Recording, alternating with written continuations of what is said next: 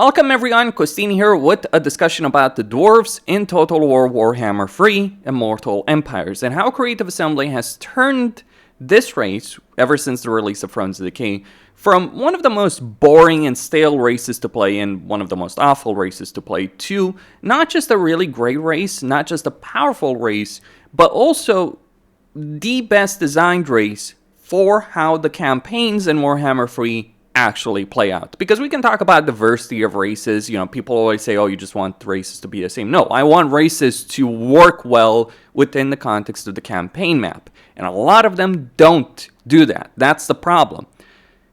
Especially given how the meta is in a campaign. Well, the Dwarves, given their design, certain design decisions that Creative Assembly has implemented, are the best designed race for how campaigns are actually played from a practical level on all skill levels, on all difficulty levels. Doesn't matter if you're someone always playing on legendary or someone playing on easy, the Dwarves are incredibly well designed. But in order to understand, let's talk about some of the issues the Dwarves had beforehand.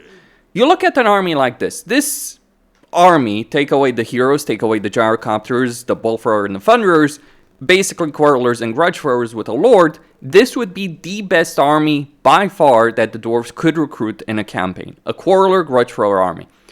The reason behind this is, well, several reasons actually. One, Dwarves had really poor casualty replenishment. And because of the way the auto-resolve works, you don't want to mix and match between melee units and ranged units if you have poor auto-resolve, because your melee units and auto-resolve are going to take more damage. And even if you're playing every battle manually, you don't want to just get a handful of melee units. You, most of the time, like with the exception of like High Elves as an example, most of the time you want to go full on, melee or range. That is a much better playstyle. Variety kind of hurts you unless you have other things that make it work, like the Empire and the Dwarves, and also Cafe. Though Cafe has ended up playing very stale as well, by the way, funnily enough. But the problem over here is, not only was this army really good, it was honestly the best army you could access, because Dwarves had really bad growth, poor casualty replenishment, and a lot of the stuff that they could access was honestly inaccessible. Getting heroes was difficult, recruiting them in the first place, increasing their capacity was difficult. Those are all significant problems. And so, quarrelers and grudge throwers worked because they were both available at tier 2. You would almost never recruit flying units or high-end artillery units in a dwarf campaign. Or if you did, it was fluff. It was pointless. You would only recruit them because you've already won the campaign. You're in such a dominant position you can just afford the luxury. But it was completely, utterly pointless. Now, however, things have changed significantly.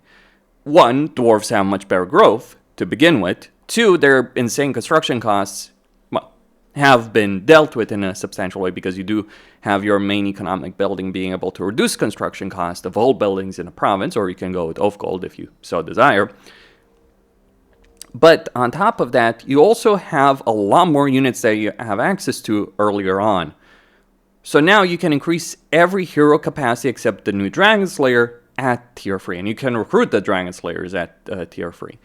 Basically, we've gone from a situation where getting engineers, Thanes, runesmiths would be honestly a pain to deal with, to a situation where you have so many of them that you have more capacity than you might have armies on the field. You can make entire hero stacks for the dwarves, and that is a significant benefit because it adds that variety. Having more hero capacity adds more variety, it's more fun to use. And the dwarves in particular benefit from this because you can make a lot of items. Now, not as many as before, where you could basically make infinite items. They've fixed that particular exploit. But you can still make a significant number of items they couldn't before. On top of that, these heroes and the lords that you have leading armies are actually better because they've gotten a special skill line. So, you look at the dwarf lord, which was pointless compared to a rune lord. He now actually is the best army leader choice overall, because he gives you that campaign movement range and casualty replenishment, recruitment cost, all kinds of benefits that you didn't have before. Like, I basically have a vast majority of my armies in every Dwarven campaign now led by actual Dwarf Lords. I might have, of course, a Demon Slayer leading an army, in particular if I'm making a Slayer army. Sure. But more importantly than this, we now have Thunders, Iron Drakes, available at Tier 2. And at Tier 3, we have Grudge Rakers, Trollhammer Torpedoes, Hammers, Cannons, Gyrocopters at Tier 2, and Brimstone Guns at Tier 3, Gyro Bombers at Tier 4. I mean, you could access many of these units at, like, Tier 4, or pretty much all of these units, but getting to Tier 4 was such a pain in the neck. Having things like Thunderers and Iron Drakes at Tier 2, man, that just having flicking flamethrowers and really good gunpowder units adds so much variety to an army. If you're playing a Dwarven campaign, with the exception like Forik, the only reason I have so many Quarrelers is because Forik has significant benefits for them. But in every other Dwarf campaign that I've played, well, I can count on one hand the number of times I've even gone out of my way to recruit Quarrelers. Maybe a couple of them, sure, in every army, just, you know, a bit of variety that they add with their crossbows, and because they have their pretty decent melee units with their great weapons in particular compared to Thunderers. But outside of that, I make varied armies. So we've gone from a very stale, static playstyle for Dwarves to a very diverse, varied, and interesting playstyle in just the armies. But there is more to this than just that. So beyond heroes, beyond lords, beyond units, the economy of the Dwarves has been substantially improved. The growth that the Dwarves had to deal with, which was honestly miserable, and honestly, like, I really want to punch some of the people that were, like, defending this stupidity. It's like, oh yeah, having horrible growth works, right? Because the Dwarves are very slow. No, the Dwarves don't sit on their asses in their holds. In fact, if you look at the lore of the Dwarves in Warhammer Fantasy, you'll know that every single time that the Dwarves have sealed their holds, and they have done it on numerous occasions, they consider that a dismal failure. It is a shameful display for the Dwarves to sit on their ass in their holds. Exactly why people defend that particular playstyle. It's like, oh, it makes sense lore-wise. No, it doesn't. It's not fitting in the lore, and it's a terrible playstyle regardless of whether or not it would be lore accurate, but it never was lore accurate. It was only lore accurate in the sense that when the Dwarves couldn't defeat a particular enemy, like a massive greenskin Wa, for instance, that is when they would seal their holds. Outside of that, Dwarves in the lore, they go out there, they do stuff, they fight wars, they sell grudges. That is the aspect that defines the Dwarves as a race. You look at the characters in the lore, the important characters that we have in the game. Forik, the adventurer. Ungrim, who's always, you know, trying to find some way to die in glorious battle as the Slayer King and incentivizing Slayers to do out there. Malachi, the adventurers.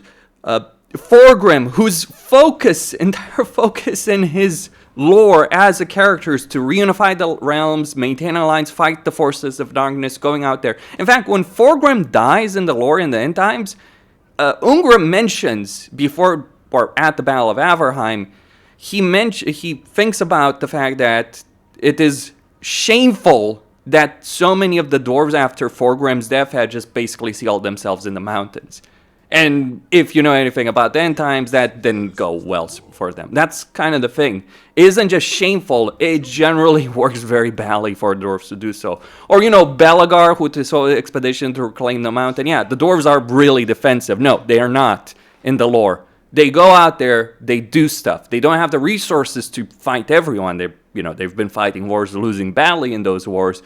But lore accurate-wise, Dwarves go out there and do shit. That is how the Dwarves are in the lore. Funnily enough, I think the Empire is actually more static and defensive in the lore than the Dwarves, than the impression that people have in the Dwarves. Because the Empire is so focused on defending its own borders from the insane number of foes that raid them, attack them, constantly harass them. Dwarves? You know, Dwarves show up and fight against the hordes of chaos whenever an empire needs them. That is something worth pointing out about this kind of situation. Okay, enough babbling about the lore and all that. The grudge system was also a misery because you would get grudges against a particular race. Not a particular faction, a race if you got raided, and that would be infuriating because it would fill up the grudge meter, which would give you downsides. For all the complaints some people have about the interranking, the previous system was horrible.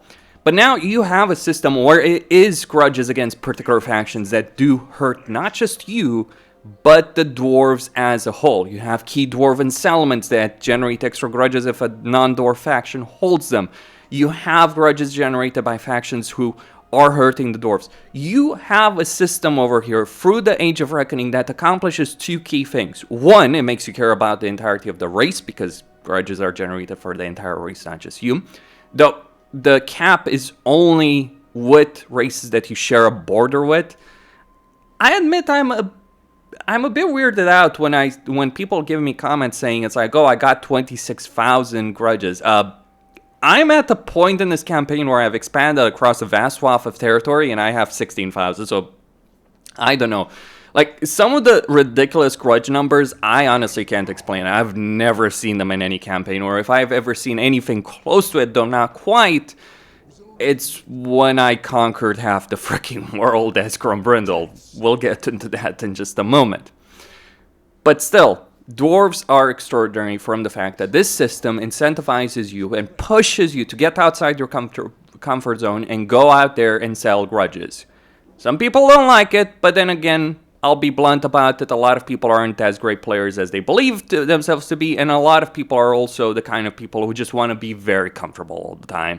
You know, they complain about certain things, and when there's systems in place, oh, the game is too easy. Let's make it harder by forcing the player to go out there and do stuff, and then complain about it. Just pointing that out, you know, just gonna point that particular aspect out over here. So this system incentivizes you to get outside of your comfort zone, to do things, to go out there and do shit.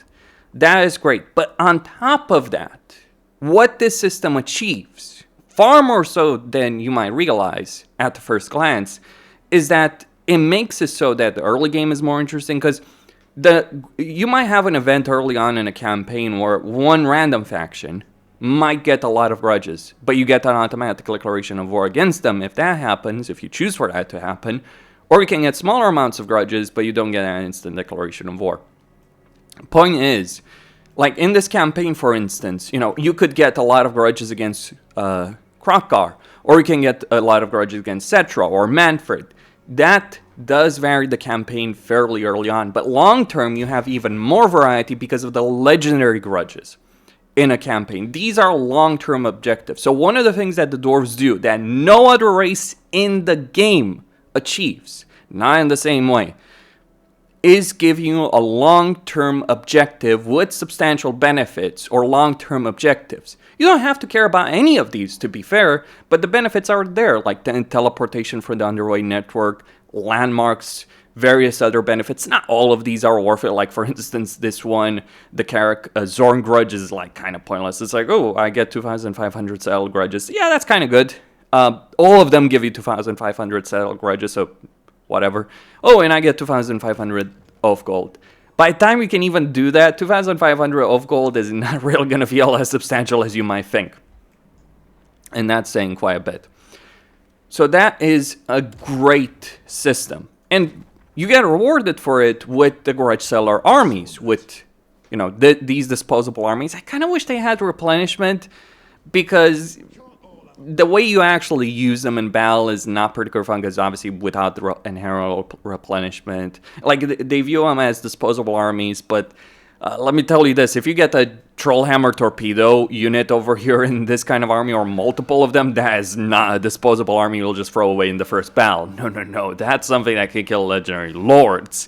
That is ridiculous. And then you get obviously all the mercenary or grudge seller units that you can get in individual armies, and that is fantastic. So you get even greater variety through the system by completing Ages of Reckoning. For the record, you don't have to go out there and complete Age of Reckoning that much. Honestly, like, it's very hard, like, especially since they changed it so because of the complaints people had. It's very hard to get lower than Scruff. Like, if you're getting Elgi, you're just sitting on your ass doing absolutely nothing. Like, not even fighting the people that are coming to attack you.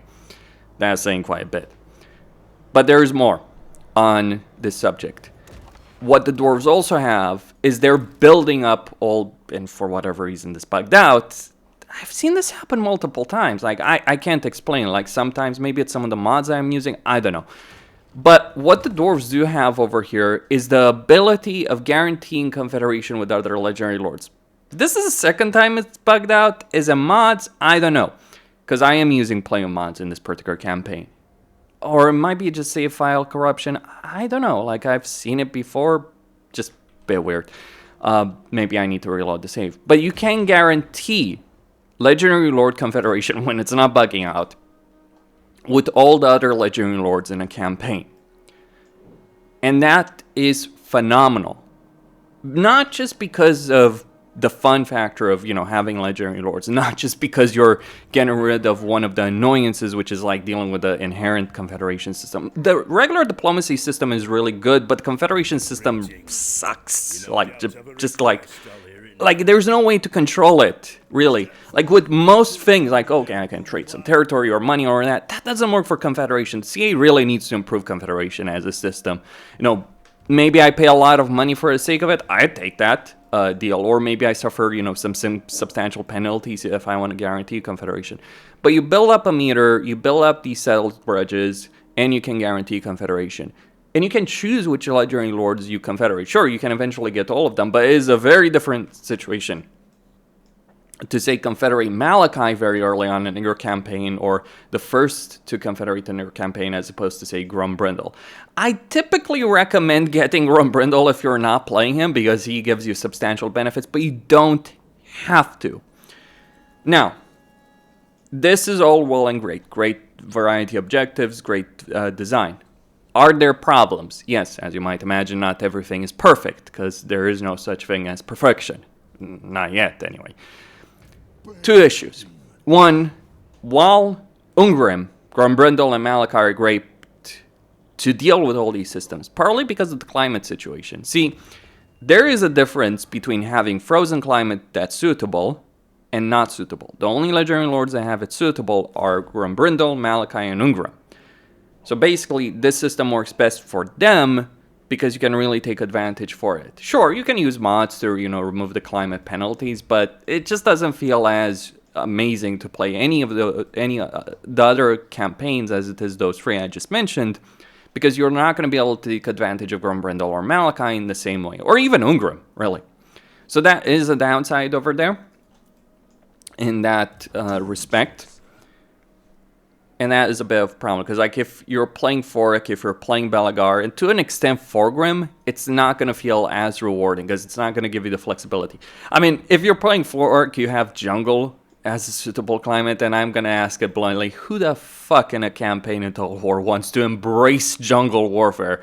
I sure as hell don't. So yeah, that is a downside. In a campaign, like the climate situation needs to be improved across the board in Total War. I feel like if you confederate a Legendary Lord that has a certain suitable climate that at least they start with, you should get that climate yourself as a suitable climate. That would be a fix to this situation.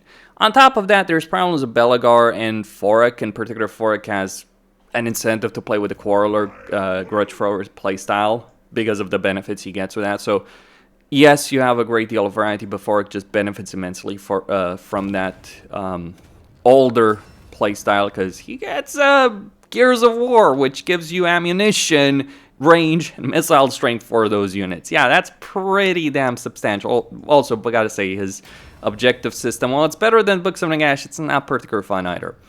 Belagar just suffers because it's either all or nothing. He has a plus 50% upkeep downside in his campaign, and you only remove a Caracate Peaks. But the problem is, once you take Caracate Peaks, you get such substantial benefits that it's ridiculous.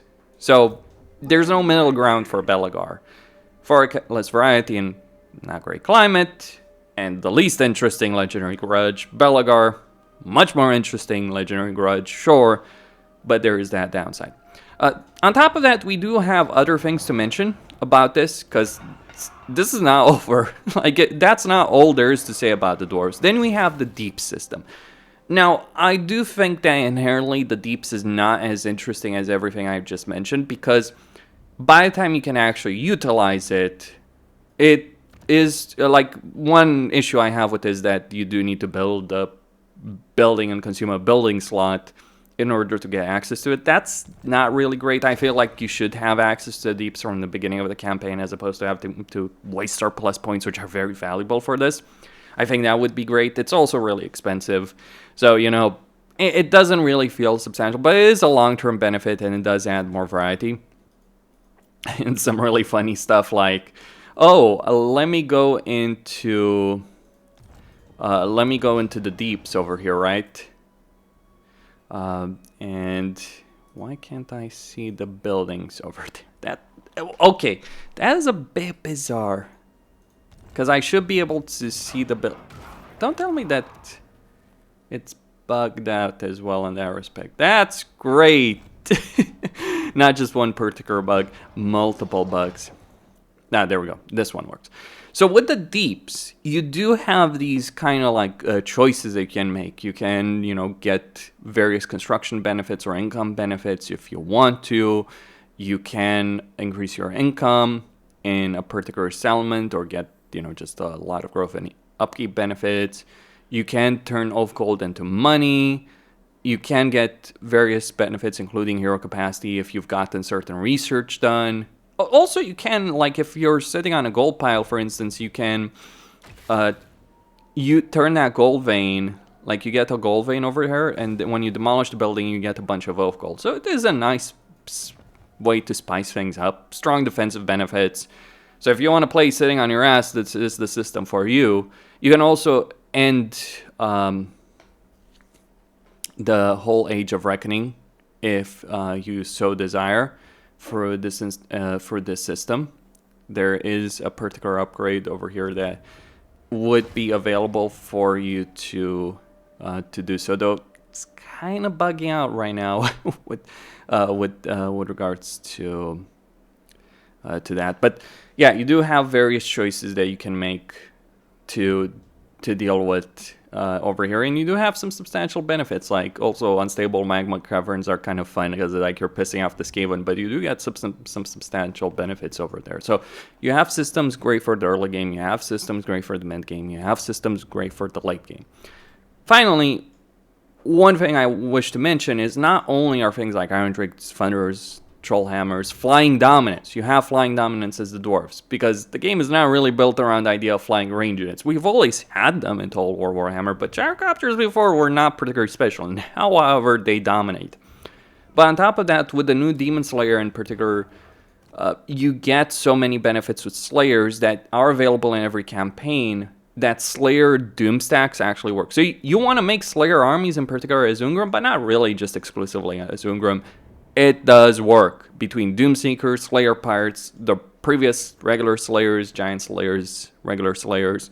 You do end up having a great deal of variety that you can access in every campaign with every army. And that is fun. That is interesting. And that is one of the reasons the Dwarves end up working so very, very well. Costine signing out. Stay tuned for more. And don't forget to subscribe, like, and enable notifications.